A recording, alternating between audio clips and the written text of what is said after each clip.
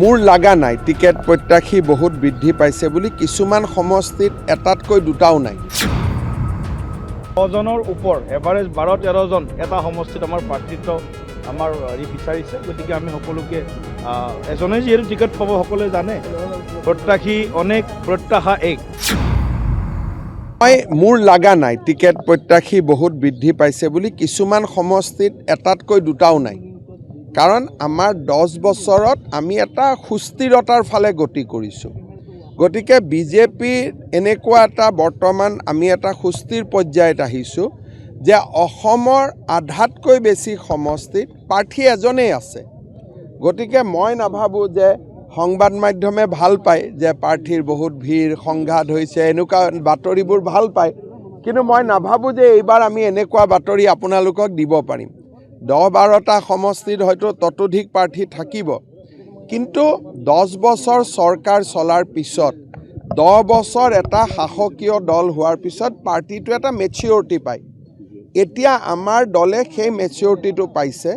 মই নাম ক'ব বিচৰা নাই, কিন্তু 50টা সমষ্টিটো আজিও যদি আমাক ওপৰৰ পৰা কয় আজি গধূলি এনাউন্স কৰি দিয়া, আমি এনাউন্স কৰি দিব পাৰোঁ। কাৰণ তাত এজন বা দুজন প্ৰাৰ্থী আছে আৰু 2জনৰ মাজত বুজাবুজিও আছে যে যিজনেই পালে হ'ব। জিলা সভাপতিসমূহৰ এটা নীতি আপোনালোকে কৰিছিল টিকটৰ কাৰণে আজি ধনসহ আবেদন কৰিব দিছে। আমাৰ বিজেপিত আমি কোনো প্ৰাৰ্থীৰ আবেদন নলওঁ। বিজেপিত নিজে কোনেও প্ৰাৰ্থী হ'ব নোৱাৰে। পুলিং বুথৰ পৰা নাম আহিব মণ্ডললৈকে, মণ্ডলৰ পৰা নাম আহিব জিলালৈকে, জিলাই ৰাজ্যিকলৈকে পঠাব, ৰাজ্যই দিল্লীলৈকে পঠাব। নাম প্ৰপ'জ কৰিব কৰ্মীয়ে বা কাৰ্যকৰ্তাই। আমাৰ দলত কোনেও নিজে ইলেকশ্যন উঠো বুলি ক'ব নোৱাৰিব, অন্ততঃ অফিচিয়েলি। আনঅফিচিয়েলি বেলেগ কথা। ইয়াত ফৰ্ম নাই, ৰাইজে নামটো প্ৰস্তাৱ কৰিব। আমাৰ কাৰ্যকৰ্তাসকলে প্ৰস্তাৱ কৰি পঠিয়াব। আমি 25,000 বা 50,000 আমি কোনো আমাৰ ফিজ নাই, আৰু এইটো বেলেগ বেলেগ দলৰ সিদ্ধান্ত, আমি তাত কোনো কমেণ্ট নিদিওঁ। কিন্তু বিজেপিৰ নীতিটো হ'ল যে তলৰ পৰা নামটো ওপৰলৈকে আহি থাকিব। এটা সময়ত আমাৰ প্ৰভাৰী যাব, বিভিন্ন ৰাজ্যত হয়, অসমত কি হয় মই নাজানো, আমাৰ বক্স এটা থাকে। সেই বক্সত আমাৰ বুথ সভাপতিসকলে আহি নিজৰ নামটো লিখি তাতে বক্সত দি দিয়ে। তেনেকুৱা ধৰণেও হয়, সেইটোক ৰাইচুমাৰি বুলি কয়, বা আমি হিন্দীত ৰাইচুমাৰি কয়, অসমীয়াত আমি মত সংগ্ৰহ বুলি কওঁ। গতিকে বিজেপিৰ বিভিন্ন মডেল আছে।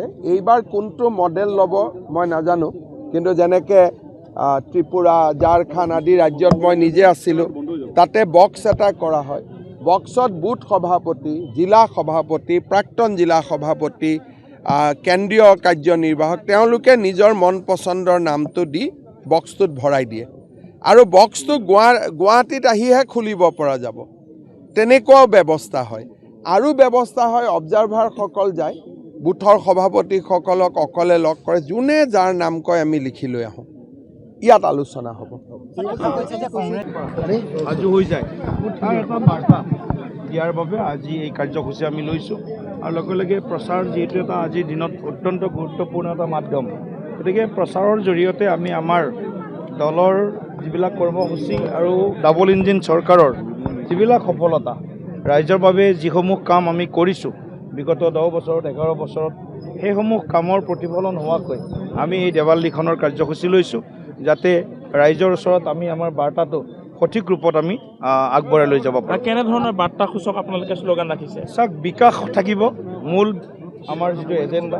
আমি যিহেতু বিকাশৰ ৰাজনীতি কৰোঁ, বিকাশৰ ৰাজনীতি লগতে আমাৰ সংস্কৃতি, পৰম্পৰা আৰু সভ্যতাৰ যুঁজখনত আমি সকলো অসমবাসীয়ে যিদৰে আগবাঢ়ি গৈছোঁ, সেই অসমখনক এখন নিৰাপদ সুৰক্ষিত অসম ৰূপে গঢ় দিয়া, আৰু এখন বিকশিত শ্ৰেষ্ঠ অসম ৰূপে গঢ় দিয়া, আৰু আত্মনিৰ্ভৰ অসম গঢ় দিয়াৰ বাবে আমাৰ যি কাম বিগত সময়ত, সেই কামসমূহৰ নিশ্চিতভাৱে ইয়াৰ প্ৰতিফলন হ'ব।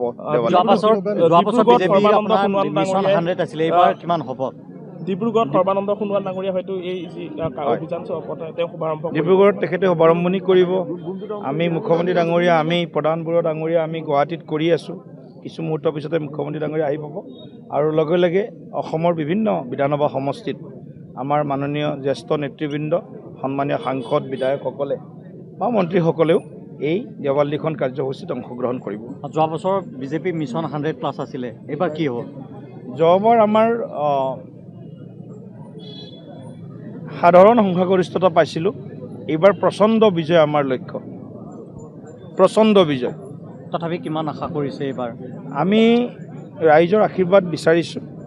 মই ভাবোঁ যে ৰাইজে আমি কৰা কামৰ দাম এইবাৰ নিশ্চয় তেওঁলোকে আশীৰ্বাদৰ ৰূপত দিব, আৰু আমিও আশীৰ্বাদ বিচাৰিছোঁ সমগ্ৰ অসমবাসী ৰাইজৰ, ভোটাৰ ৰাইজৰ, কাৰণ আমি অসমৰ হকে কাম কৰিছোঁ, অসমৰ লগত আছোঁ, অসমৰ আৱেগ অনুভূতিৰ লগত আছোঁ, আৰু অসমীয়া জাতিটোৰ নিৰাপত্তাৰ কাৰণে আমি কাম কৰিছোঁ, আৰু অসমৰ বিকাশৰ যাত্ৰাটোক আমি পূৰ্বতকৈ অধিক আমি দ্ৰুতগামী কৰিছোঁ, শক্তিশালী কৰিছোঁ। গতিকে তাৰ প্ৰতিফলন আপোনালোকেও সকলোৱে সংবাদ মাধ্যমেও দেখিবলৈ পাইছে আৰু অসমৰ ৰাইজেও দেখিবলৈ পাইছে। অত্যাধিক টিকট প্ৰত্যাশীয়ে কিছু অসুবিধাৰ সন্মুখীন কৰে। একো নাই, এইবিলাক হৈ যাব। টিকট প্ৰত্যাশী হোৱা মানে ভালেই, এইটো এটা শুভ লক্ষণ। এতিয়ালৈকে 1500তকৈ বেছি প্ৰাৰ্থিত্ব প্ৰত্যাশী, আমাৰ যি খবৰ আহিছে 1500তকৈ বেছি প্ৰাৰ্থিত্ব প্ৰত্যাশী হৈছে, অৰ্থাৎ 10জনৰ ওপৰ এভাৰেজ 12-13জন এটা সমষ্টিত আমাৰ প্ৰাৰ্থিত্ব আমাৰ বিচাৰিছে। গতিকে আমি সকলোকে এজনে যিহেতু টিকট পাব সকলোৱে জানে, প্ৰত্যাশী অনেক প্ৰত্যাশা এক, গতিকে সকলোৱে ইতিমধ্যে মানসিকভাৱে সাজু হৈছে যে প্ৰত্যাশা আমাৰ এটাই, বিজেপি নেতৃত্বত তৃতীয়টো কাৰ্যকালৰ NDA চৰকাৰ অসমত আমি প্ৰতিষ্ঠা কৰিব। জ্যেষ্ঠ বিজেপিক ক'ৰবাত নহয় ক'ৰবাত জ্যেষ্ঠ কনিষ্ঠ প্ৰবীণ নবীন সকলোকে আমি যিমানখিনি পৰা যায় জয়ৰ সম্ভাৱনা যাৰ থাকিব তেওঁলোকক আমি প্ৰাৰ্থিত্ব প্ৰদানৰ আমি চিন্তা কৰি আছোঁ। এটা কথা দেখা গৈছে যে সমীক্ষা খুব ভাল আহিছে আপোনালোকে অসমত। আমাৰ সমীক্ষাটো ভালেই, আৰু আমাৰ বাহিৰত থকা যি বৃত্ত আছে, বিভিন্ন যিবিলাক মানে এজেঞ্চি আছে, তেওঁলোকৰ তথ্যও আমাক আমাৰ যিটো কাম কৰাৰ প্ৰতিফলনবিলাক নিশ্চিতভাৱে তেওঁলোকৰ প্ৰতিবেদনত আমি প্ৰকাশিত হোৱাটো দেখিবলৈ পাইছোঁ। কংগ্ৰেছৰ ক্ষেত্ৰত দেখা গৈছে যে সংখ্যালঘু এলেকাসমূহতে তেওঁলোকে যি নিৰ্বাচনী প্ৰচাৰ সেয়া চলোৱা দেখা গৈছে। এতিয়াতো কংগ্ৰেছ মানেতো আৰু বেলেগ পৰিচয় নাই। কংগ্ৰেছ মানে মিয়া মানে কংগ্ৰেছ, তাত বাদে বেলেগ নাই। এতিয়া কালি ঢকুৱাখানাত কৰিছে, 5 জেগাৰ পৰা অলপ মানুহ আনি ক'ৰবাত 1000-1500 মানুহ গোটাইছে। ঢকুৱাখানাত কালি মিটিং কৰিছে, গতিকে বিভিন্ন জেগাৰ পৰা মানুহ আনিছে। এতিয়া আমি আপোনালোক দেৱালীখনতে আমাৰ 1000 মানুহ হয়। গতিকে তেনেকুৱা কথা যে আমি কাম কৰি আছোঁ। আচলতে বুথৰ স্তৰত কাম কৰি থকা জীৱন্ত ৰাজনৈতিক সংগঠন ভাৰতীয় জনতা পাৰ্টি, আৰু যিয়ে যত্ন কৰে সিয়ে ৰত্ন পায়। হঠাৎ কোনোবাই AC ৰুমৰ পৰা আহিলে মুখ্যমন্ত্ৰীৰ পুত্ৰ হিচাপে, ৰজা হিচাপে যদি কোনোবা আহে, গতিকে ৰজাৰ কাম তেওঁলোকে কৰিব, পাৰ্লিয়ামেণ্টত কৰিব, বিধানসভাত কৰিব নোৱাৰে, পাৰ্লিয়ামেণ্টত কৰিব। মিত্ৰতাক লৈ তেওঁলোকে এতিয়াও কথা পাতি আছে। যিকোনো খবৰৰ বাবে যোগাযোগ কৰক আমাৰ এই নম্বৰত 9181 307 2221।